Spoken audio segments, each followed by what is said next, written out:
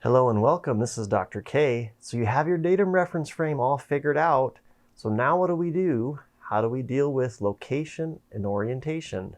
We'll talk about that next.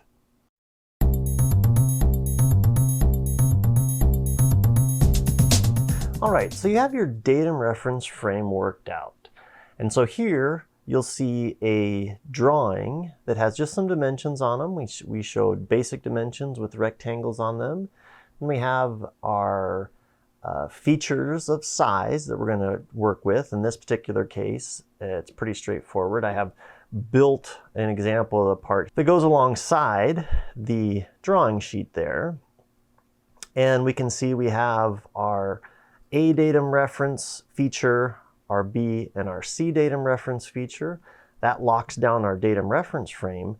So now how do we deal with the rule 1 where it says to us that now that we have our datum reference frame and we deal with our features of size and we have our perfect form at maximum material condition, but all that information doesn't relate our features with respect to one another. So first we need to deal with location and then orientation. So how are we going to do that? So we're going to do that with a couple of geometric references, the first of which is position. Now position is going to allow us to define where our features of size are with respect to our datum reference frame.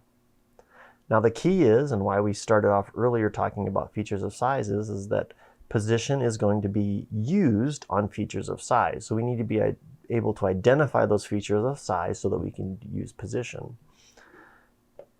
And so with that, what is position? Well, position as a tolerance depends a little bit on what kind of feature of size you're dealing with.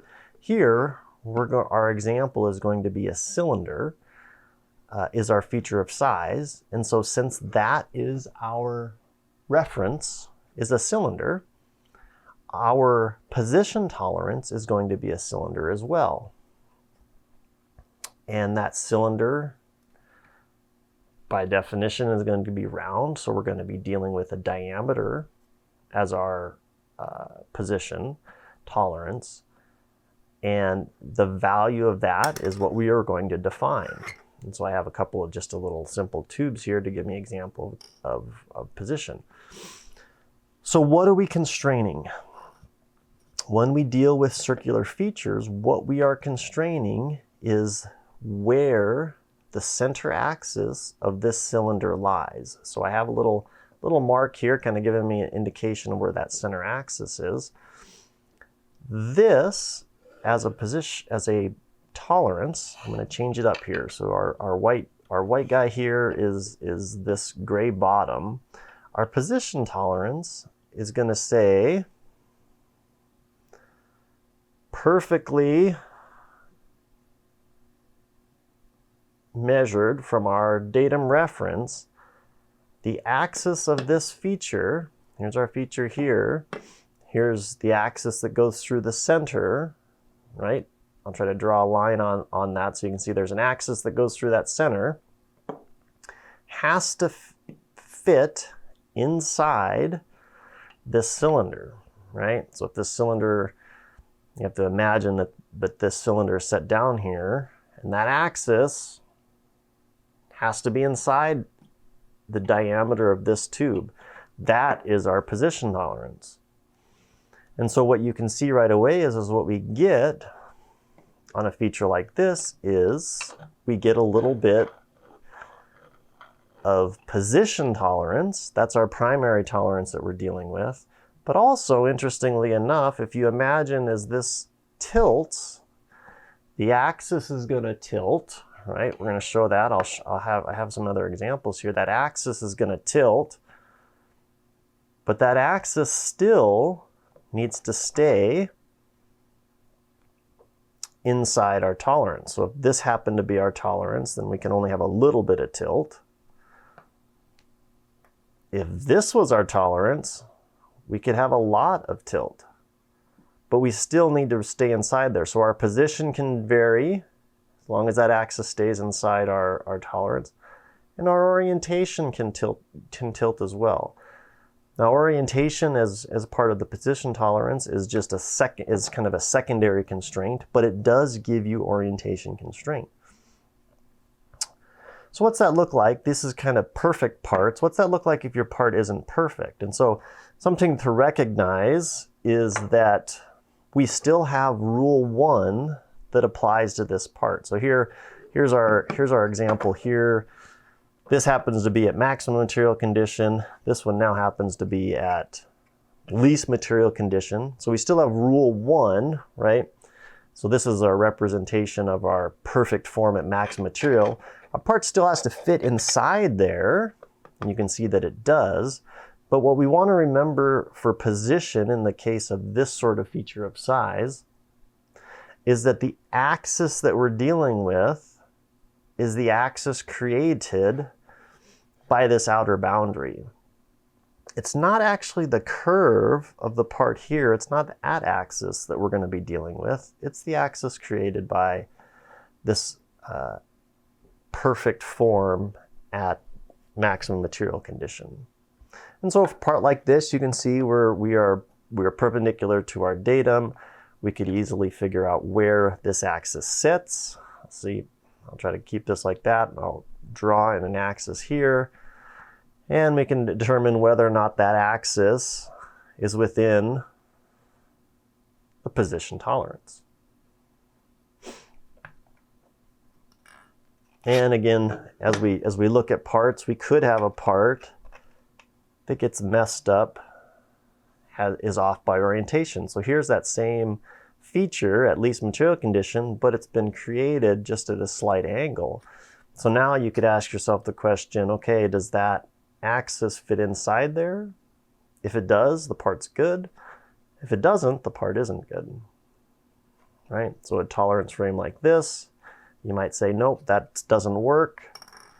But boy, a larger tolerance like this, well, yeah, sure, that axis could fit inside there, so we have a good part.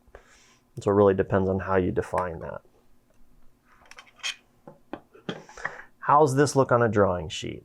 So I'm going to put into digitally here, hopefully somewhere, maybe up around here somewhere.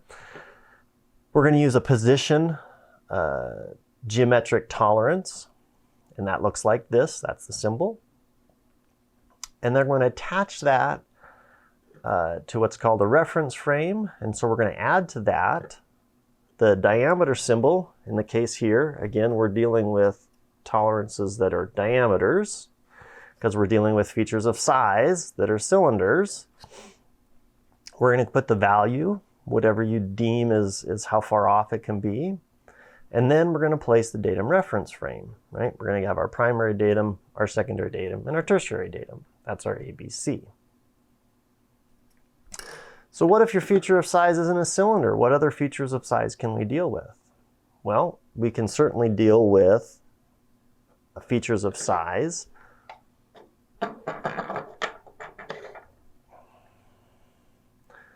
that are two planes. Here we have example, we have two parallel planes. That's a feature of size. Given a datum reference frame for this part, we could decide that there is now a plane that this makes. So a cylinder makes an axis. Two surfaces of this feature of size creates a plane. So now when we deal with our position tolerance, we are talking about the plane that these two surfaces create. And that plane will go through its some direction. Now our position tolerance will now have a value set in it that is not a diameter, it's a distance, and it's a distance of two parallel planes that we're going to deal with for this. So it's some set of two parallel planes, and as long as the position of our features, parallel or plane, fits inside those two that we define by some value with respect to our datum reference frame, it is an okay part. It meets our tolerance. It's 2 planes. We are going to be able to modify our position tolerances with our material condition modifiers. And that's how you're going to see a lot of position used is with those material condition modifiers. Not going to go through that here. We're going to save that for a later date. All right, so I hope this gives you just a little bit of the basics of position. So now that you have your part, you have your reference frame set up, find those features of size, whether they're cylinders or whether they're parallel planes, and see if you can dimension them, give them a dimension, and then add a feature control frame that shows position, a diameter symbol if it's a diameter, no symbol if it's a plane, 2 planes. Give it a value. What are you willing to allow it to vary? And then tell me what the reference frame is, ABC, BCA, whatever that might be. Well, I hope this was helpful, how we're going to use position as a tolerance to first locate and then secondarily orient our features with respect to our datum reference frame. I hope you have a good day. We'll see you soon.